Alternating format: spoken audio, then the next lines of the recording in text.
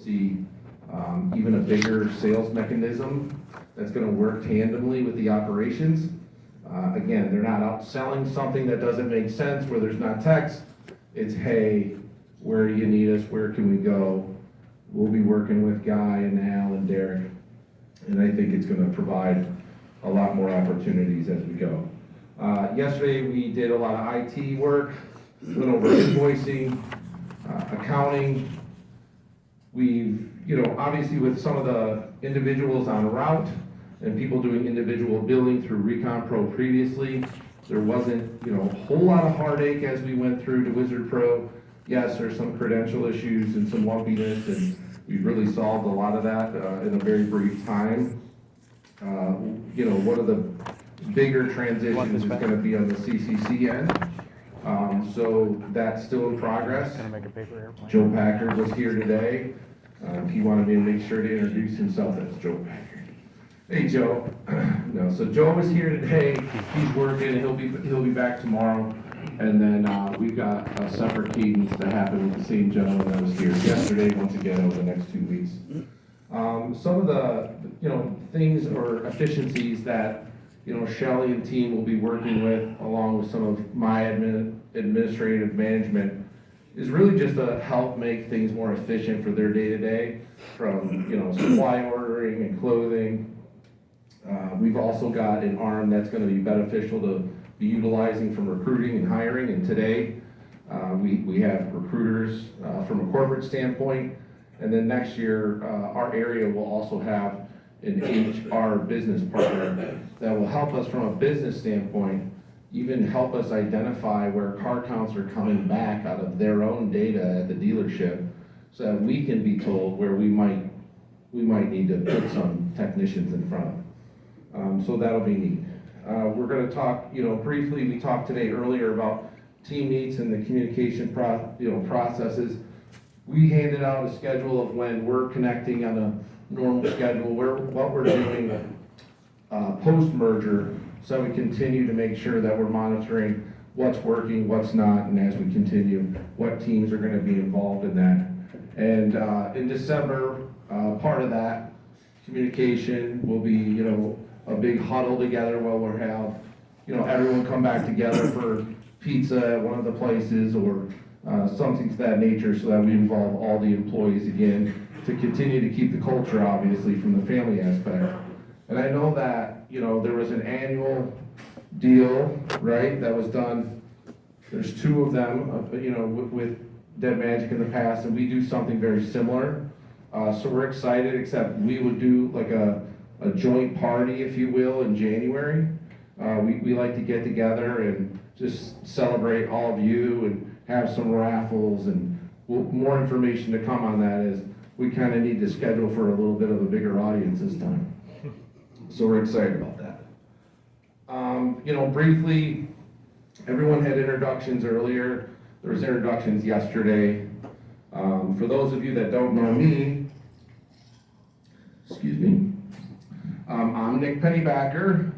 So today I'm Region Vice President for the Great Lakes region.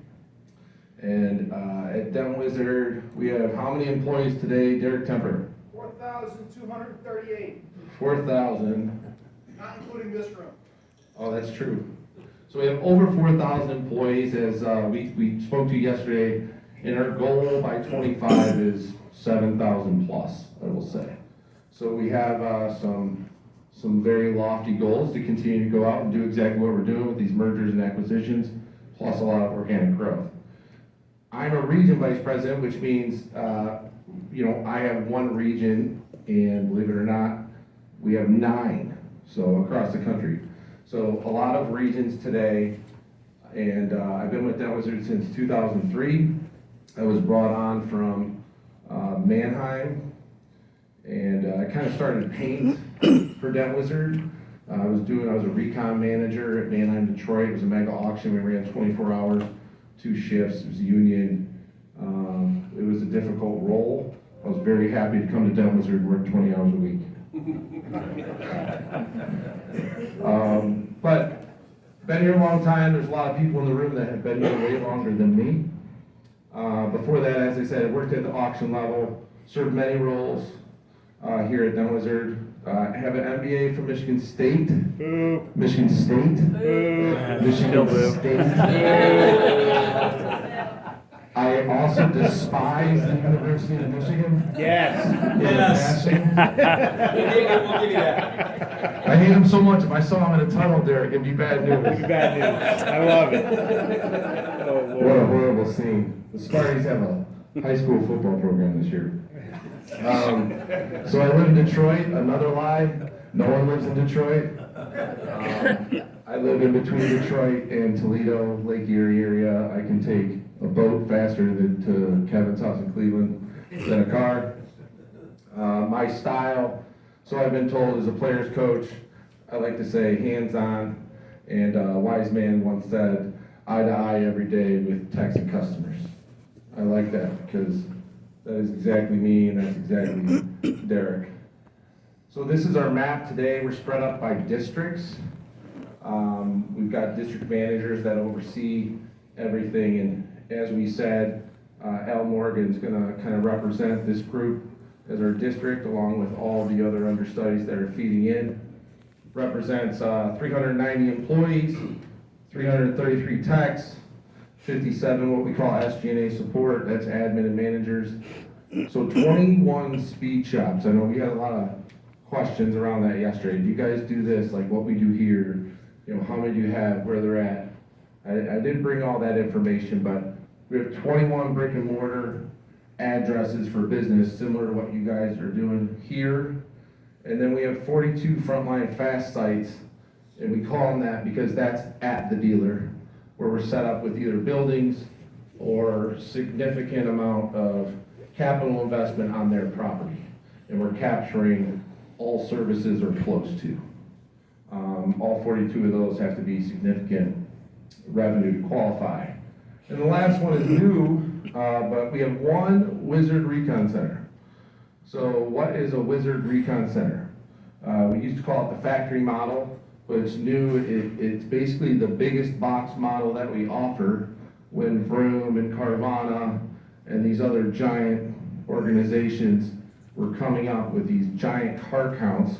And what we've done is we've established a lot of land to the tune of 15 acres, 64,000 to 150,000 square foot reconditioning center with all services. So that's not just the services that we do on the core state today, but we do all inspections, the mechanical, Advanced Auto Parts has it stored inside, so we're hot shotting parts right to the lifts, body shop all the way through detail and photos, and then the customer is on site and they're delivering the car from our center. So basically doing everything except buying the cars and selling, but they are sold there, and once they're bought, these raw units are coming here. At the first one we have today, we have about 52 employees, and it's doing very well. We just opened in July, so we're looking forward to, let's see, we'll do 2 more in 23, and we'll see this week, I guess, how many more across the country we're gonna do to that model. We try not to do as historically we have done with some of the speed shops where you try to get as much opportunity with how many customers you can pack it with. What we've done is we tried to have the one address with the smallest amount of customers with the biggest amount of volume. So we can kind of guarantee them the priority of the figure eight of those cars. Because you can imagine if you get in bed with 2 giants that have all these cars and they come in, they're gonna wanna know why their car is behind that car. And that car is behind that car. So what we have to do is we basically develop, 2 figure eights, if you will, A and B, right? And then the newest thing that we're introducing is gonna be calibrations. So static and Aztec units doing the calibrations that are gonna be required for a lot of these outside of the pre and post scans that you guys do today. A little bit of the operations support team.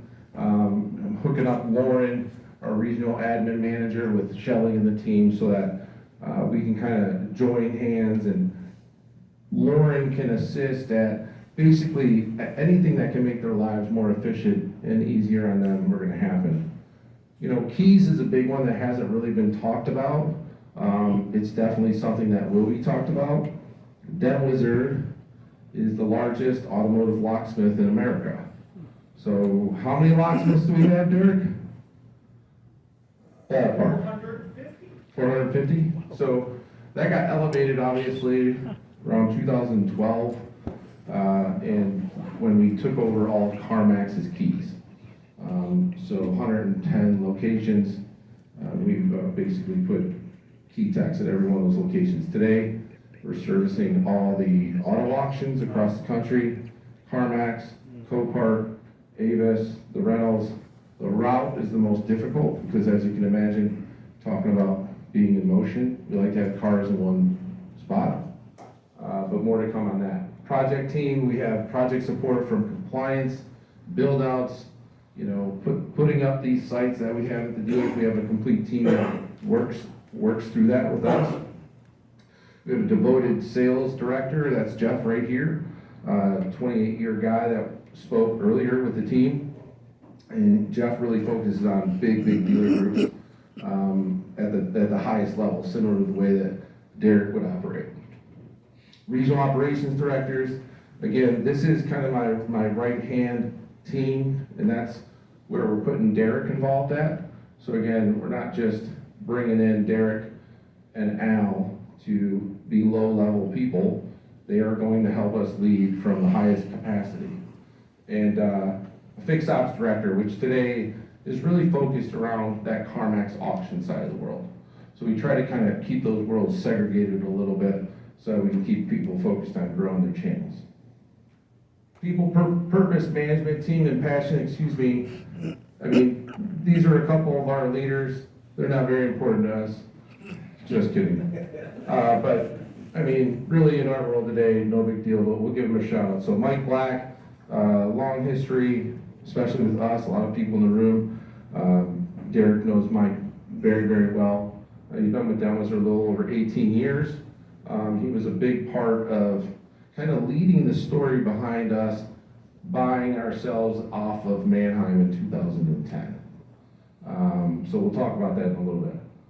Addison Thomas, my boss, Chief Operating Officer and President, about 25 years in the business here. We like to say off and on, or a couple tours, went into timeout. We've all had a time. So really, you know, I wanted to kind of tell our story just briefly because you could spend all night on this. I think it's more important for Derek to hit on some of the stuff. But, you know, some of these timelines were pretty important to us. And this goes back to when Derek kind of started it all with us, with Curtis Francois. I mean, what year did you start with Curtis? I normally have to ask Shelley, but I can't do that because she does not know the answer, so I'll ask my 94. wife. I know. 93. 93. Okay. Gosh, 93. Yeah. Show my age, aren't I? Yeah, so about 10 years before that, which wasn't much time, we started as a franchise organization. And really, I say we, but it's just, you know, that was our name. We've been fortunate enough to have a lot of those original franchise owners, you know, continue on. And we still have some today, believe it or not. But there's even people within the room that were with us during the franchise years. In fact, a handful. In 99, Manheim, or as we know them as like Cox Automotive, very large group out of Atlanta, purchased all those franchises. And then basically wanted to really focus that at their auction levels. You know, we consolidated 34 franchise locations in 2002 and really started to focus on how can we build out from just a PDR company. 2003, which we talked about, we launched cosmetic paint, F&I service plans in 04, warranty in the service lanes, as you guys know. 2005, interior and glass, locksmith, 2007, a little earlier than I anticipated there earlier. We did wheel restoration, we started a wheel repair service in 10, and we became a standalone company, like I said, in that first year of 2011. And that was really through, and I hit on this earlier, but What we went through in 2010, along with the rest of the country between, 2008 and 9, was really difficult. And when Manheim realized that the automotive industry was in a bit of turmoil, they really cut off our capital to grow. And we were growing at a very good rate, and we wanted to get out in front of dealers and the rentals and continue to grow all underneath their umbrella.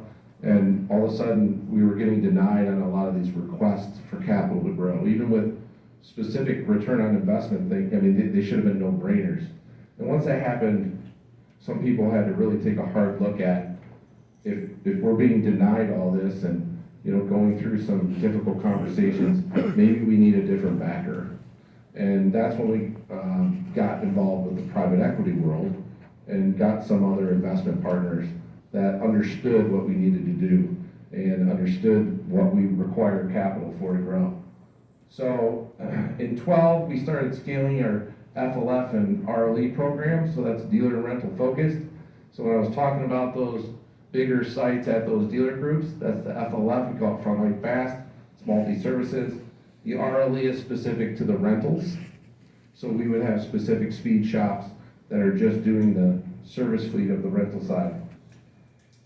2015, we were acquired by Gridiron, so this was again, another private equity deal. For those of you that aren't familiar with the private equity world, those are usually short-term ventures.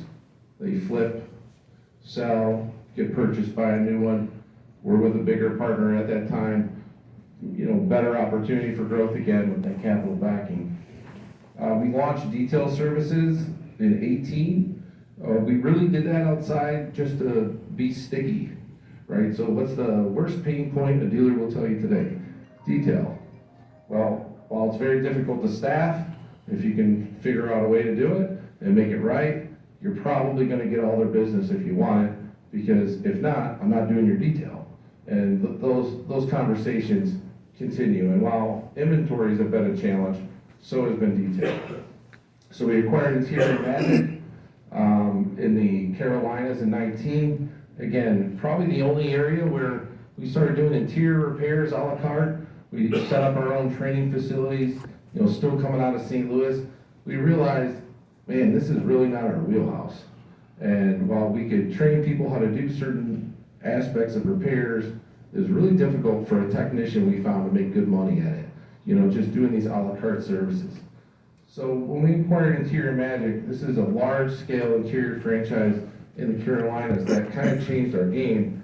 They have a huge training facility in North Carolina, but they really teach the package deal. So they've got a really great setup, great training facility, but it wasn't just these a la carte burn holes. They were training on a full presentation model to where they're not only repairing multiple things within the car, but they're also steam cleaning the carpets, they're plastic wrapping the floors. Again, probably 2 or 3 other vendors' work that we consolidated into that fold of training. And on top of that, they really taught us a lot about bundles.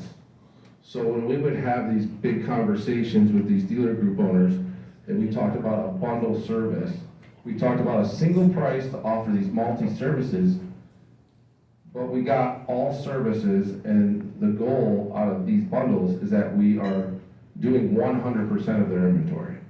So good, bad, or ugly, we're getting the revenue on that car. So again, a great facility, we've learned a lot from them. And then in 2020, we partnered with Dealer Tire, as we were talking about a little bit earlier. And Dealer Tire is the largest OEM tire distribution chain for all the plants.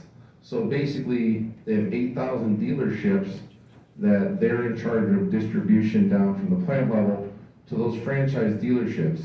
And the respect level of Dealer Tire is much different than our relationship with the dealer, where we're trying to go in there, knock on the door, and get the business. Dealer Tire has the respect of the OE, and that's the respect given from the owner of the dealership, the franchise, everybody. So when we partnered with them, the thing is that they have 8,000 dealerships across the country. How does that benefit us? Well, they get us involved in some of their dealerships, right? A great deal of dealerships. We partnered up and we basically put together a program with WTD, which identifies their highest rated RO counts within those service drives. And Dealer Tire is paying for an individual to sell our services within those service drives, and our technicians are gaining that revenue. So again, wheels, tires, and dents, they're selling those services, they're capitalizing on those tire sales, we're capitalizing on the recon revenue. In turn for that operation, some of the agreements are, we also, by the way, need your used car inventory. So again, been a great partner. They're a massive company. We work well together. I think that they bring a lot of really intelligent data to the game on their end, that they can give us information from the dealer level that we never imagined we could get. So we don't have to ask the dealer for that information about how many cars they're selling a month or how many ROs. We talk about our core values. It's part of our vision model. Dealer Tire shared very common core values. And, you know, we went through a lot to kind of come up with these four, because we like to say a lot of good things about each other. But I think we share a lot together through these core values. And, you know, we have excellence. Obviously, we always want to provide our best foot forward, but it's impeccably important that we do everything to the best of our ability. And if we can't, we need to make sure that we're developed to do so. Innovation, we've kept technology at the front of our importance as well. We want to be on the front end of whatever makes the dealer's life easier, from receiving an invoice or receiving an estimate, anything that we can do to tie to be on the front end of the technology game all the way around. Customer devotion, big one with Debt Magic. Again, customer retention is one of our most important metrics. And you know, when we're talking about expanding services and going out and growing the business, at the same time, you need to be able to retain those customers. And that devotion takes a lot of grooming. Derek can tell you that his relationships, you know, they require 24/7 attention, and his phone doesn't stop. And integrity, it's important that everyone, you know, within our companies has a great deal of integrity. And I think that the great thing between us two is that we take so much pride in what we do, is that kind of comes along with it. So we kind of covered all the services that we do, which obviously are in your wheelhouse as well. We're excited to kind of identify where you're doing these services, where we're doing these services, how can we kind of gel together. Again, we met and identified that today. One of the things that I heard out of it obviously is, you know, while wheel restoration is on one list, and we've got what we call, you know, wheel trimming, used to be known as straightening. So we have straighteners, obviously, we can work together on all these projects. But honestly, the main goal, right, is to have one throat to choke for all services cosmetically to a dealer. And now, you know, again, we're going to be adding mechanical to that on some larger scale opportunities. So how does the partnership, you know, really affect you, and how does it help you? And we have, you know, Debt Wizard and Debt Magic working together obviously creates massive opportunity. We've identified that on a very small scale. It's going to be a continued conversation as we go. Debt Wizard's committed to devoting resources as we grow. We've kind of, you know, repeat. We are going to invest in these opportunities. Your world remains same management, same accounts. Again, not an overtaking hostile thing. This is all about support, current state, and moving through with that support in a better way. And over time, you'll be working under the Debt Wizard name. So, you know, this is an obvious question that comes up, and I just want to take a second and kind of mention what we're doing from like a branding standpoint. In this market, Debt Magic's brand has equity. Like, again, you guys have value here, the name has value, it always will. So we're not going out and desecrating vans. We're not tearing down stickers. We're not telling people to hand in their shirts. You know, nothing like that. What we're gonna do is We're gonna run the business as it is today. We're gonna kind of see where that goes.